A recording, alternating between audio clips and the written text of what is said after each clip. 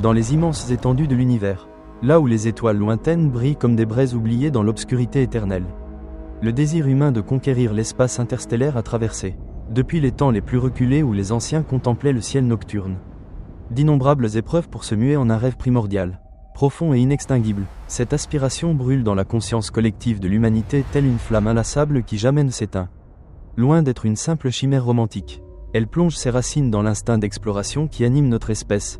Des peintures rupestres préhistoriques figurant déjà la voûte céleste au mythe de la Grèce antique où Icare s'élançait vers le soleil.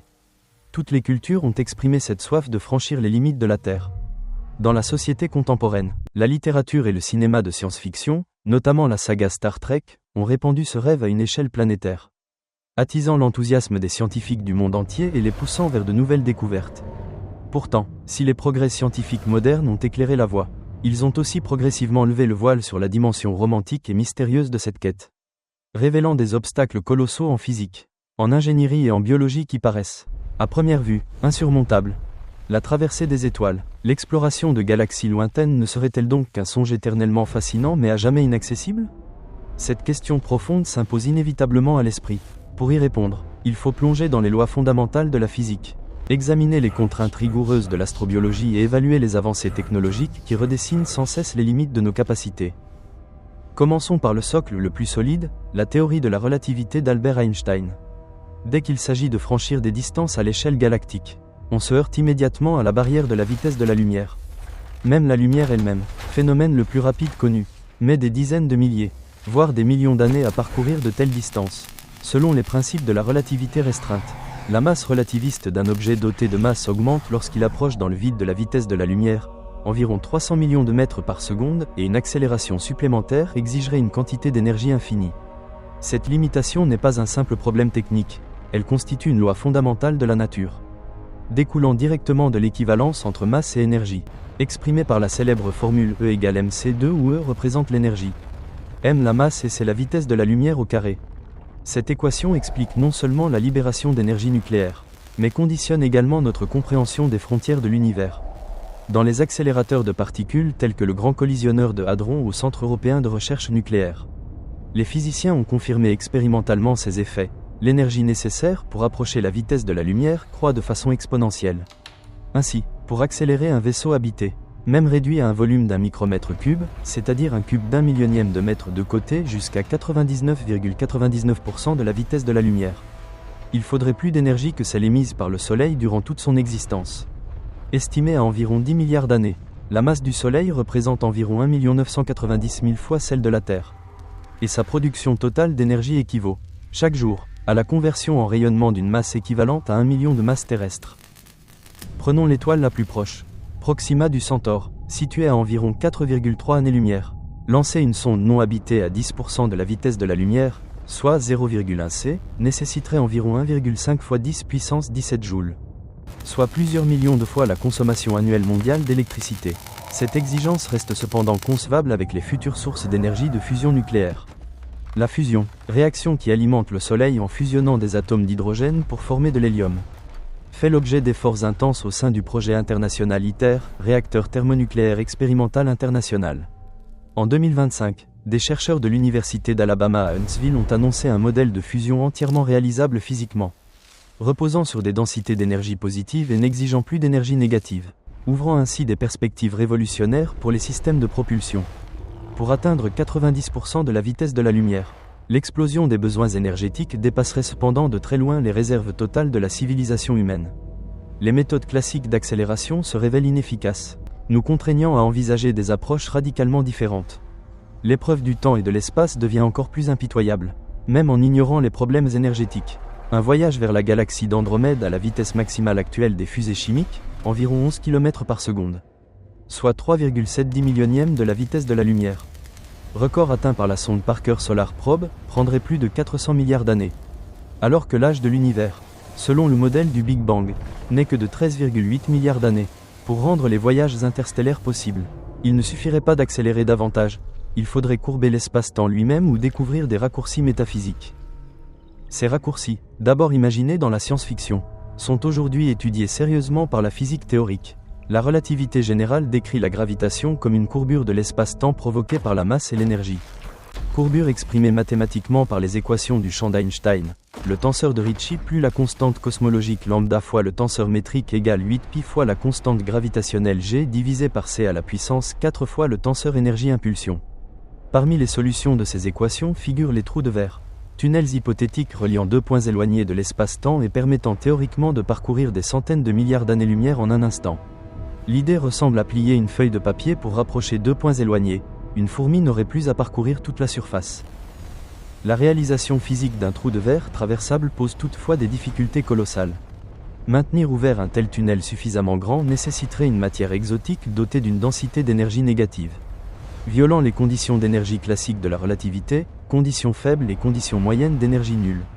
L'effet Casimir en mécanique quantique démontre l'existence de régions d'énergie négative à très petite échelle entre deux plaques métalliques très proches. Mais stabiliser un trou de verre nécessiterait une quantité de matière exotique de l'ordre de la masse d'une planète ou d'une étoile. Maintenue de façon permanente, bien au-delà de nos capacités expérimentales actuelles. En 2025, des travaux de Kip Thorne et de ses collaborateurs ont montré que même en présence de matière exotique, les trous de verre pourraient s'effondrer presque instantanément sous l'effet de boucles de rétroaction quantique instables. La même année, des physiciens américains et argentins ont proposé un modèle de trou de verre long et irrégulier reliant potentiellement l'intérieur de deux trous noirs, dont les échos d'ondes gravitationnelles pourraient être détectables. En septembre 2025, certains chercheurs ont affirmé avoir capté pendant 10 millisecondes un signal provenant peut-être d'un univers parallèle, déclenchant un débat passionné. Un autre concept, moins controversé mais techniquement redoutable, est le moteur d'Alcubierre, ou moteur à distorsion. Proposé en 1994 par Miguel Alcubierre, il permettrait de dépasser la vitesse de la lumière sans violer localement la relativité restreinte, en contractant l'espace devant le vaisseau et en dilatant l'espace derrière lui. Le vaisseau reposerait immobile dans une bulle de distorsion où la vitesse locale de la lumière reste respectée. Mais la vitesse effective peut être arbitrairement grande. Ce mécanisme traite l'espace comme un tissu déformable que l'on tire devant et repousse derrière. Là encore, la matière exotique à énergie négative est initialement requise. Des analyses ultérieures ont montré que même avec cette matière, la création et le contrôle de la bulle exigeraient des fluctuations énergétiques colossales. En 2012, Harold White, du laboratoire de propulsion avancée de la NASA, a proposé d'abaisser les besoins énergétiques en donnant à la bulle la forme d'un tore. Mais même dans les modèles les plus optimistes, un vaisseau voyageant à 10 fois la vitesse de la lumière nécessiterait l'énergie équivalente à la masse de Jupiter, environ 318 fois celle de la Terre. Plus grave encore, la formation de la bulle arrache des particules virtuelles au vide, accumulant une radiation destructrice qui serait libérée sous forme de sursaut gamma mortel à l'arrêt du moteur.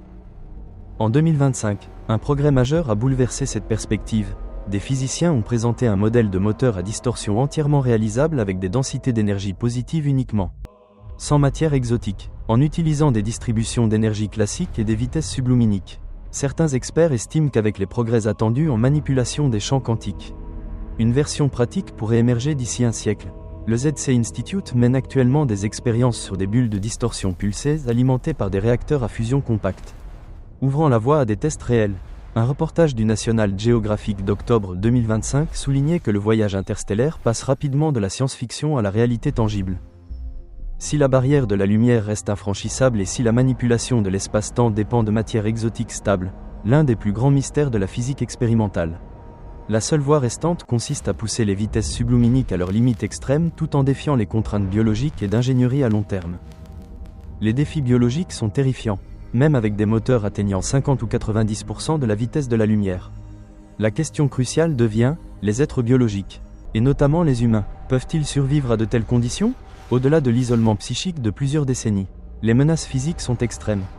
Premièrement, le rayonnement cosmique. Dès que l'on quitte le champ magnétique terrestre, l'équipage est exposé aux rayons cosmiques galactiques et aux particules solaires de haute énergie, composées principalement de protons et d'ions lourds relativistes. Ces rayons génèrent, en percutant la coque ou les tissus biologiques, une cascade de particules secondaires, neutrons, mésons pi, extrêmement pénétrantes et destructrices pour l'ADN. Les études de la NASA pour les missions martiennes montrent que même avec blindage, la dose cumulée lors de voyages interstellaires dépasserait largement les limites de sécurité à vie. Mesurée en sieverts, la dose annuelle sur la Station spatiale internationale atteint environ 0,5 sieverts sur plusieurs décennies interstellaires. Elle pourrait atteindre plusieurs dizaines de sieverts, provoquant non seulement cancer mais aussi dommages irréversibles du système nerveux central. Des expériences sur animaux confirment des pertes cognitives graves, amnésies irréversibles et troubles comportementaux. Les blindages efficaces, polyéthylène riche en hydrogène ou couches épaisses d'aluminium et de plomb, augmentent dramatiquement la masse du vaisseau, exigeant davantage d'énergie de propulsion et créant un cercle vicieux mortel. En 2025, les expériences menées avec des nématodes à bord de la Station spatiale internationale ont permis d'étudier en détail les effets de la microgravité sur muscles, eau et vision, enrichissant directement les stratégies d'adaptation humaine. Par ailleurs, il a été confirmé que les vols spatiaux activent les régions sombres du génome humain et accélèrent le vieillissement des cellules souches. Soulignant l'urgence de contre-mesures, un reportage de CNN en septembre 2025 mettait en lumière ces signes de vieillissement accéléré, fournissant des indices précieux pour affronter les défis psychologiques et émotionnels des voyages profonds. Deuxième effet majeur, la dilatation du temps relativiste. À bord d'un vaisseau proche de la vitesse de la lumière, le temps s'écoule plus lentement qu'à la surface de la Terre. Un aller-retour vers une étoile située à 100 années-lumière à 99% de la vitesse de la lumière durerait environ 14 ans pour l'équipage. Mais plus de 200 ans se seraient écoulés sur Terre. À leur retour, la civilisation connue aurait disparu, famille, amis, nation n'existerait plus. Voyager à des vitesses relativistes équivaut à une exil éternelle, un billet sans retour vers le futur de la Terre. Pour surmonter ces barrières biologiques et temporelles, deux concepts ont été imaginés, les vaisseaux génération et la suspension de vie. Un vaisseau génération est une cité autonome gigantesque conçue pour des voyages de plusieurs siècles ou millénaires, où des générations naissent, vivent et meurent jusqu'à ce que les derniers descendants atteignent la destination. Cela pose toutefois des problèmes socio-écologiques sans précédent, isolement prolongé, perte de diversité génétique, risque de consanguinité, effondrement possible des structures sociales, fragilité extrême de la biosphère artificielle. L'expérience Biosphère 2, menée entre 1991 et 1993 avec 8 volontaires isolés 2 ans, a révélé des déséquilibres atmosphériques graves et des conflits sociaux complexes, avertissement sévère pour tout projet générationnel. La suspension de vie vise à ralentir ou arrêter le métabolisme. Certains animaux, comme les ours en hibernation, réduisent naturellement température et consommation d'oxygène. Chez l'être humain, les recherches actuelles en cryoconservation utilisent des cryoprotecteurs pour éviter la formation de cristaux de glace destructeurs. Mais la toxicité de ces agents, la destruction des membranes cellulaires et surtout la préservation intégrale des connexions neuronales cérébrales restent des obstacles majeurs. Un échec de préservation neuronale transformerait l'équipage réveillé après 500 ans en patient dans le coma ou gravement handicapé cognitivement. En 2025 et 2026, les programmes de biologie spatiale ont approfondi la compréhension des réactions biologiques spécifiques au vol longue durée, atrophie osseuse et musculaire, dysfonctionnements immunitaires, effets microbiens, posant les bases de stratégies de santé précises. Si l'humanité ne peut ni supporter des voyages lents infiniment longs ni courber l'espace-temps, il faut réduire la durée à moins d'un siècle pour une seule génération, ce qui exige un bond technologique dans les systèmes de propulsion. L'antimatière représente le candidat le plus efficace, lors de l'annihilation matière-antimatière, protons et antiprotons par exemple. 100% de la masse est convertie en énergie selon E égale mc2, surpassant de très loin fusion et fission. Propulser un vaisseau de 1000 tonnes vers Proxima du Centaure en 40 ans à une vitesse moyenne de 0,1 c nécessiterait environ 300 tonnes d'antimatière et autant de matière. Le problème n'est pas théorique mais pratique. La production actuelle, même au CERN, se mesure en nanogrammes, à des coûts énergétiques astronomiques. La feuille de route de recherche 2025 estime cependant que des moteurs à antimatière pourraient atteindre 300 fois la performance des fusées chimiques. En janvier 2025, des chercheurs de l'Université des Émirats arabes unis ont publié une roadmap détaillée soulignant le potentiel révolutionnaire de cette technologie. Une nouvelle technique de refroidissement utilisant des atomes de beryllium comme amortisseur a considérablement augmenté le rendement de production. Les moteurs à fusion confinée offrent une efficacité bien supérieure aux fusées chimiques, mais leur vitesse maximale reste limitée à quelques pourcents de C, ramenant au problème biologique du temps. Les voiles solaires laser, comme dans le projet Breakthrough Starshot, ne transportent pas de carburant. Des arrays de laser de plusieurs gigawatts, au sol ou en orbite, pousseraient par pression photonique des voiles ultralégères en graphène ou nitrure de silicium. Quelques grammes pourraient ainsi atteindre 0,2 C en quelques minutes. Arrivant à Proxima du Centaure en environ 20 ans, la solution la plus réaliste pour des sondes non habitées. Pour des vaisseaux habités, les exigences de blindage et de maintien de vie rendraient la masse prohibitive. En 2025, malgré des financements initiaux de 100 millions de dollars, le projet Starshot a connu de graves retards budgétaires et reste quasi gelé.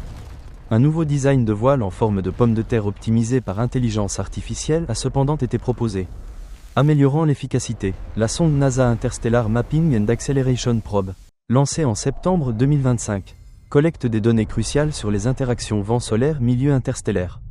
Même si des solutions techniques émergent, Des barrières géologiques et civilisationnelles à l'échelle de milliers d'années pourraient tout rendre vain. Le paradoxe de Fermi, pourquoi, dans un univers si vaste et ancien, ne voyons-nous aucune trace de civilisations extraterrestres ? Reçoit souvent pour réponse le concept de grand filtre, une barrière évolutive ou technologique que presque toutes les civilisations échouent à franchir. Les obstacles que nous venons d'évoquer, besoins énergétiques colossaux, dépendance à la matière exotique, dégradation biologique, pourraient constituer ce filtre. Des articles parus en 2025 dans Psychology Today, Universe Today et Ars Technica ont ravivé le débat. Le silence cosmique pourrait signifier que la plupart des espèces intelligentes s'autodétruisent ou restent prisonnières des lois physiques. La physique moderne est incomplète. L'espoir réside dans une compréhension plus profonde de l'univers. La théorie des cordes postule des dimensions supplémentaires enroulées à l'échelle de Planck, 10 puissance moins 35 mètres, leur manipulation, si un jour possible, offrirait de nouveaux raccourcis. La gravité quantique à boucle tente de réconcilier relativité générale et mécanique quantique, si l'espace-temps est discret. Des sauts instantanés pourraient devenir concevables. L'hypothèse des univers parallèles issus de l'inflation éternelle ouvre l'idée, hautement spéculative, de migrer vers un univers aux constantes physiques plus favorables. En définitive, la frontière entre rêve et réalité reste floue, selon notre compréhension physique actuelle. Les voyages interstellaires habités à vitesse subluminique ou les raccourcis espace-temps comme les trous de verre ou les moteurs à distorsion demeurent des rêves. La conservation de l'énergie et la nécessité d'énergie négative forment des remparts apparemment infranchissables. Néanmoins, des sondes robotiques à voile laser ou à antimatière atteignant 20% de la vitesse de la lumière pourraient, au siècle prochain, devenir réalité si la production massive d'énergie et le stockage d'antimatière sont maîtrisés. Ce ne serait pas la colonisation humaine des étoiles, mais l'extension de la conscience scientifique au-delà du système solaire. Tant que les problèmes fondamentaux, matière exotique stable, unification de la gravité et du quantique, resteront irrésolus, le voyage interstellaire habité demeurera dans le domaine des imaginations les plus sublimes. Monument à l'immensité et à la terrifiante majesté de l'univers, les étoiles continueront de briller comme des phares lointains et magnifiques, et le rêve de parcourir les galaxies restera, à jamais, le plus grandiose de tous les rêves humains.